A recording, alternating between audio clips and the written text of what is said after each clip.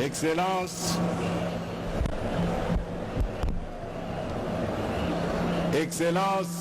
Monsieur Emerson Mnangagwa, président de la République du Zimbabwe.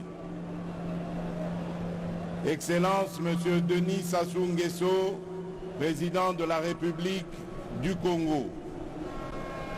Excellences, Monsieur Matamela Cyril Ramaphosa, président de la République d'Afrique du Sud.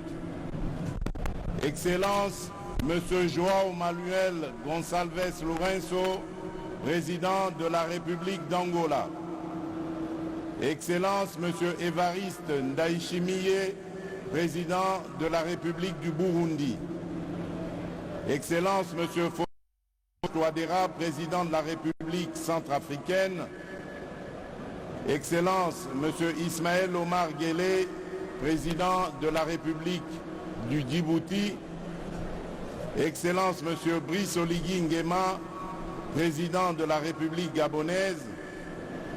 Excellences, Monsieur Adama Barrow, président de la République de Gambie. Excellences, Monsieur Nana Akufo-Addo, président de la République du Ghana. Excellences, Monsieur Oumaro Sissoko Embalo, président de la République de Guinée-Bissau. Excellences, Monsieur William Samoei Ruto, président de la République du Kenya. Excellences, Monsieur Lazarus Chakwera, président de la République du Malawi. Excellences, Monsieur Carlos Villanova, président de la République démocratique de Sao Tomé et Principe.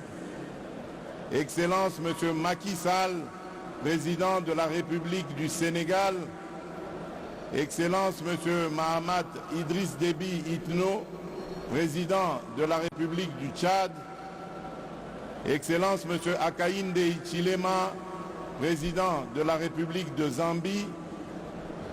Excellences, Monsieur Uhuru Kenyatta, président honoraire de la Kenya. Excellences, Monsieur Eri Rajaonarimampianina, président honoraire de la République de Madagascar. Excellences, Monsieur Jakaya Kikwete, président honoraire de la République unie de Tanzanie.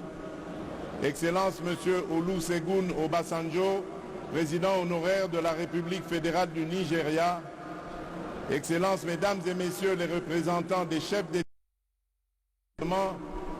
honorable président de l'Assemblée nationale, honorable président du Sénat, Monsieur le Premier ministre, chef du gouvernement, Monsieur le Président de la Cour constitutionnelle, Monsieur le Premier Président de la Cour de cassation, Madame la Première Présidente du Conseil d'État, honorables députés et sénateurs, Mesdames et Messieurs les membres du gouvernement, Mesdames et Messieurs les chefs de mission diplomatique et représentants des organisations du système des Nations Unies, Mesdames et Messieurs les présidents des regroupements et partis politiques, Mesdames et Messieurs les représentants des organisations syndicales et confessions religieuses, autorités locales et coutumières, Mesdames et Messieurs,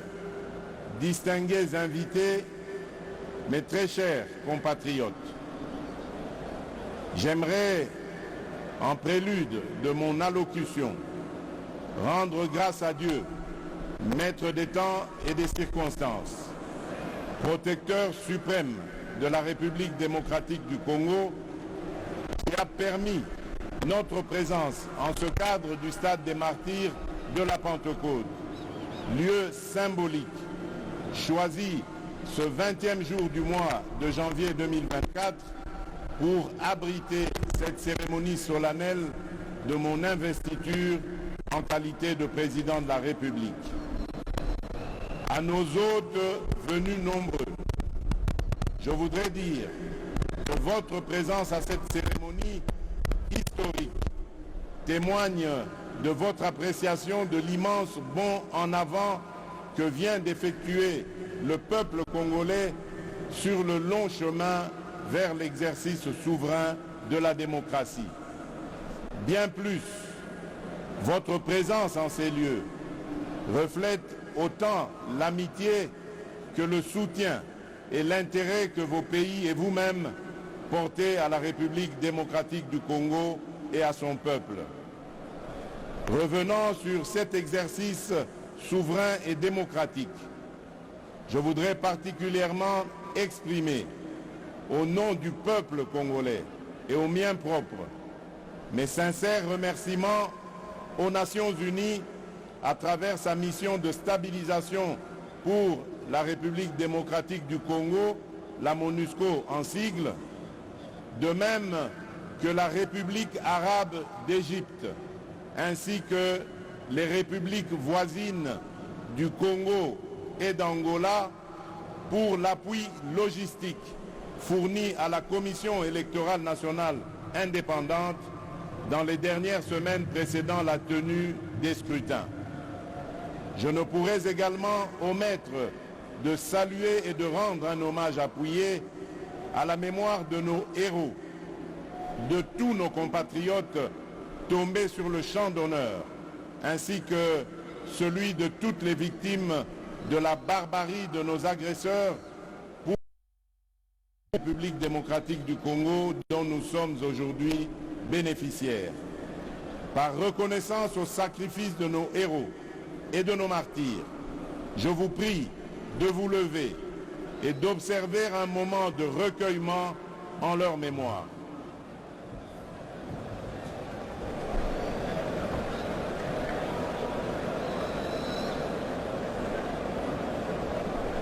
Je vous remercie.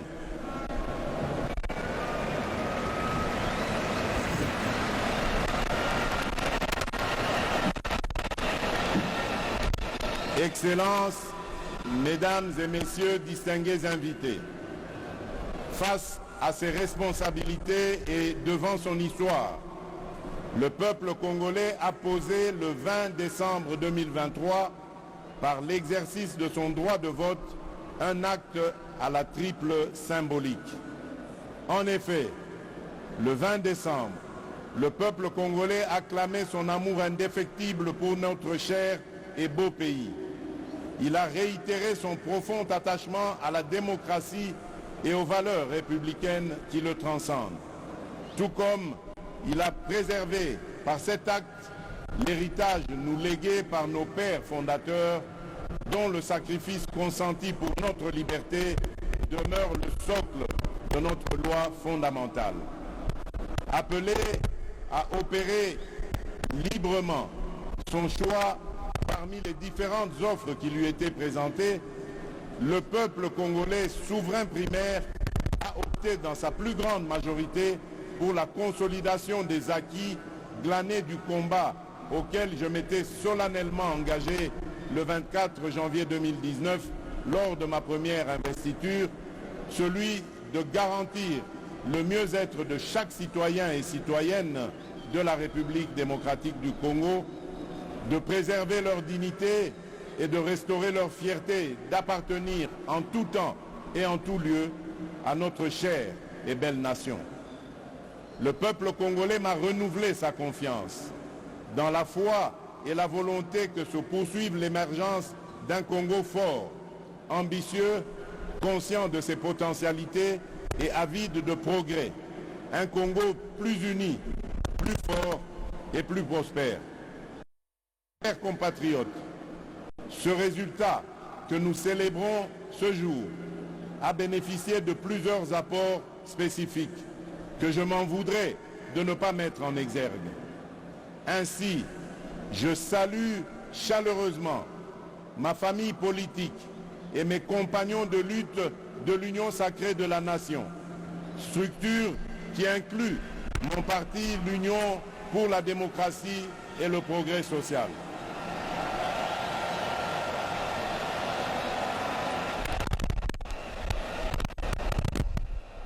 Je salue tout autant les candidats à l'élection présidentielle qui se sont désistés en ma faveur, les diverses organisations politiques alliées et celles de la société civile qui se sont mobilisées autour du projet que je porte pour notre nation. Chacun a fait sa part et ma reconnaissance va à vous tous.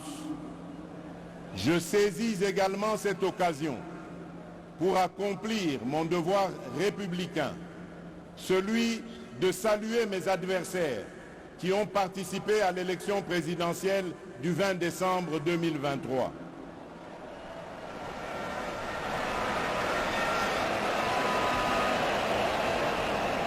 Ne dit-on pas que plus le combat est dur, plus la victoire est belle? Vous êtes donc, mesdames et messieurs, une composante consubstantielle à l'événement de ce jour et vous avez à juste titre votre place dans la gouvernance de notre pays. En ma qualité de garant de la cohésion nationale, j'y veillerai, au même titre que j'exhorterai au Parlement d'assurer l'effectivité du rôle de porte-parole de l'opposition que cette dernière voudra bien désigner conformément à la Constitution. Mes très chers compatriotes, je vous ai entendu et saisissant la gravité de cet instant, en prenant Dieu ainsi que la fort de votre plébiscite et revigoré de votre confiance renouvelée, que je consens à relever cet énorme défi dont je viens d'être à nouveau investi, celui de présider à la destinée de notre pays pour un second mandat. Chers compatriotes, j'ai appris à communier avec vous et à mieux vous connaître dans ce qui vous anime autant que dans ce qui constitue le lot de vos principales attentes et préoccupations.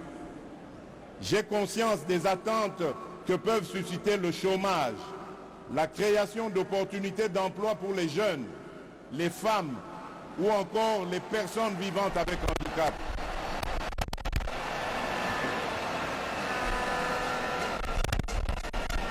L'autonomisation et la promotion des femmes dans notre société, de même que l'inclusion et la protection des personnes les plus vulnérables.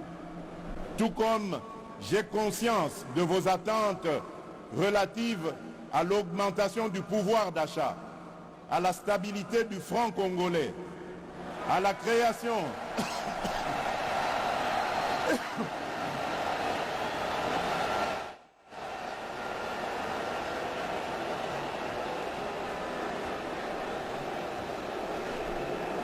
Je disais,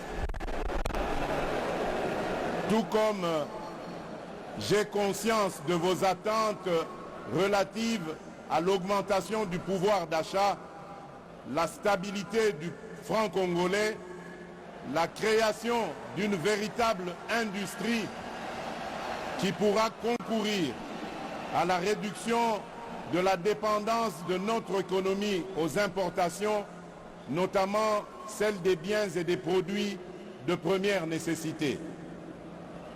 Au-delà des questions relatives à l'emploi, à la cohésion nationale, à l'économie nationale et à la monnaie, le renforcement de l'État dans sa capacité à sécuriser la population et ses biens, à éradiquer l'activisme terroriste et les groupes armés qui sévissent dans la partie orientale de notre pays, à protéger avec plus d'efficacité nos frontières, à assurer la défense ainsi que la sauvegarde des intérêts de notre pays partout où ils sont discutés, sont là autant de sujets qui aujourd'hui nourrissent vos préoccupations.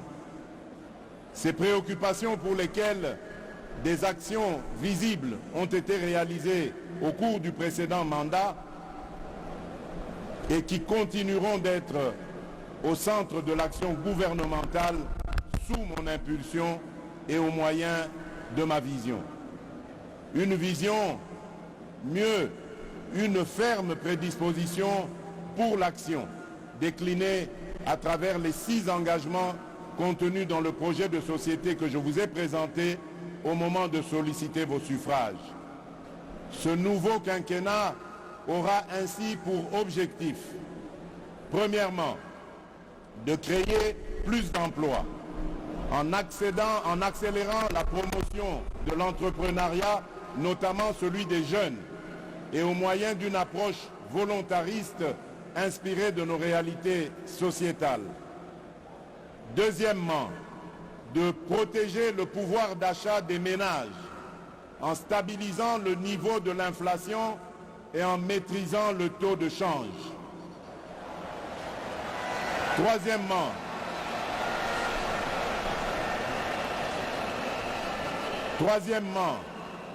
d'assurer avec beaucoup plus d'efficacité la sécurité de nos populations, de notre territoire, de nos biens ainsi que la préservation de nos intérêts.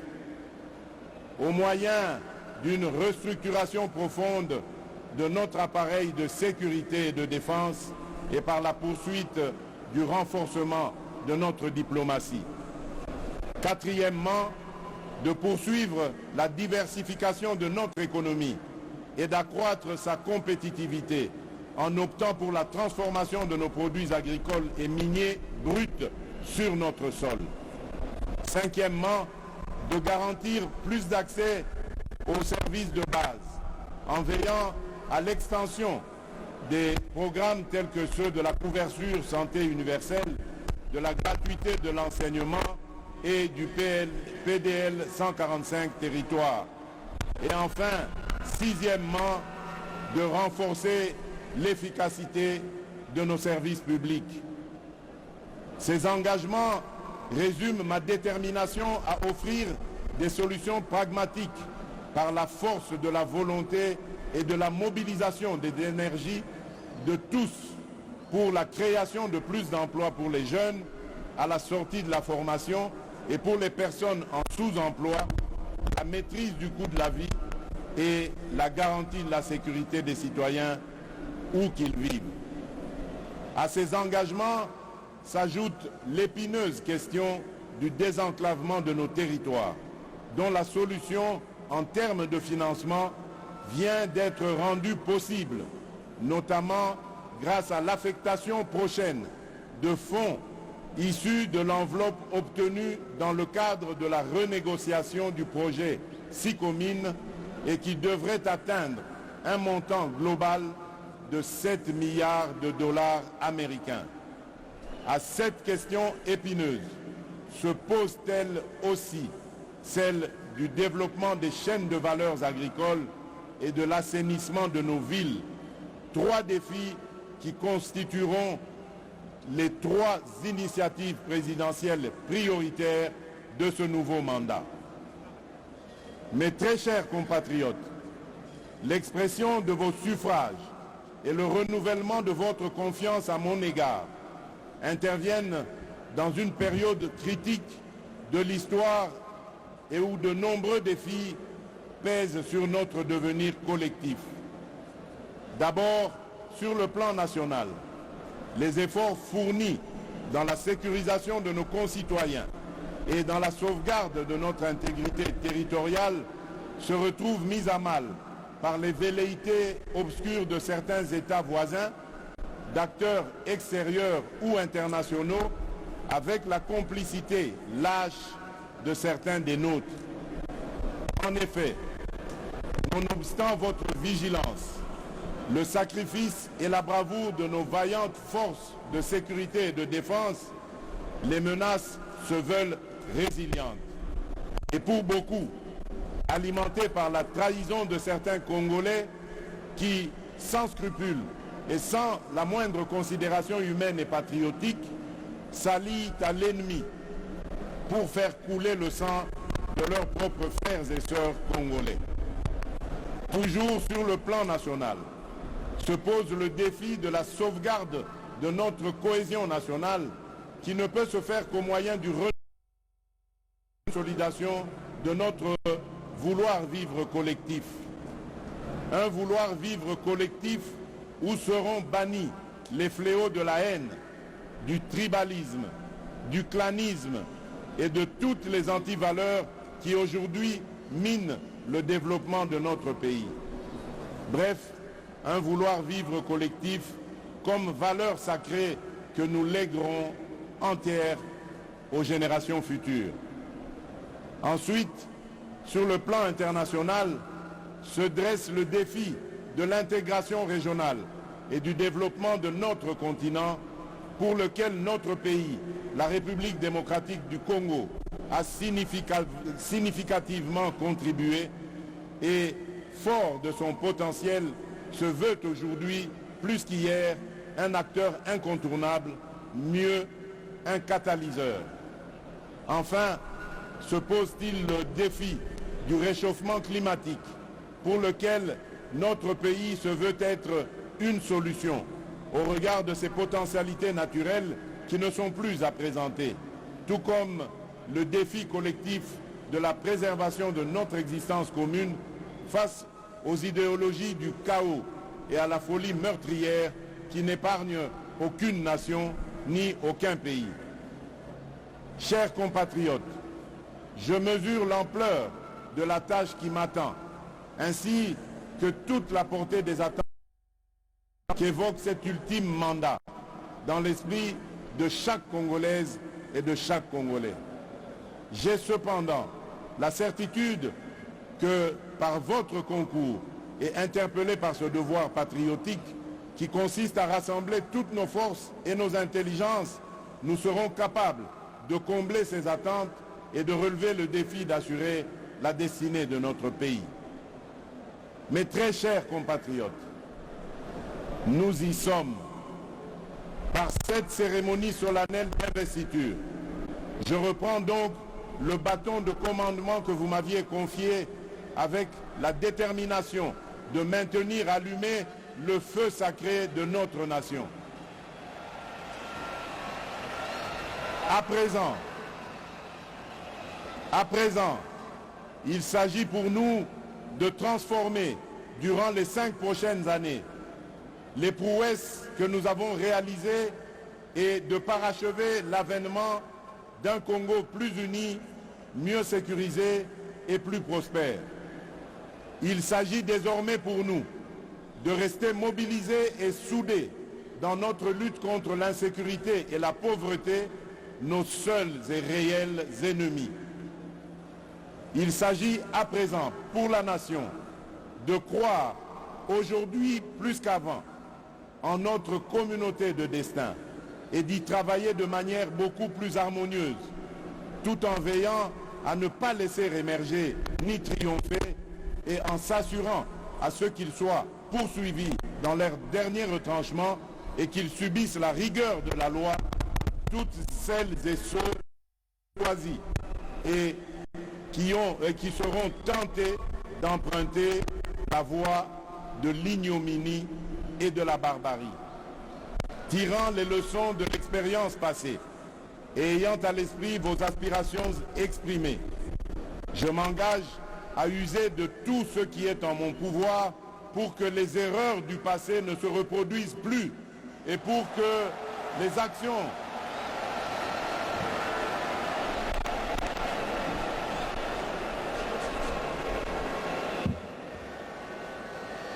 Je disais, tirant les leçons de l'expérience passée et ayant à l'esprit vos aspirations exprimées, je m'engage à user de tout ce qui est en mon pouvoir pour que les erreurs du passé ne se reproduisent plus et pour que les actions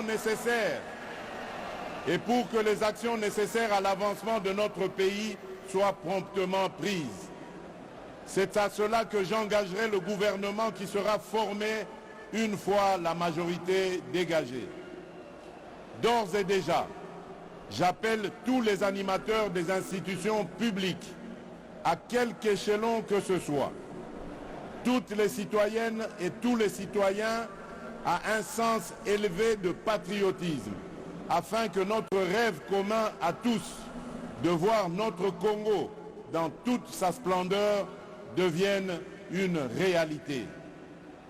Mes très chers compatriotes, désormais investi de la charge suprême de la République, je me tiens en ces lieux pour sceller avec vous ce nouveau contrat marqué du sceau de vos sacrifices, de vos aspirations, de votre vitalité et de votre clairvoyance.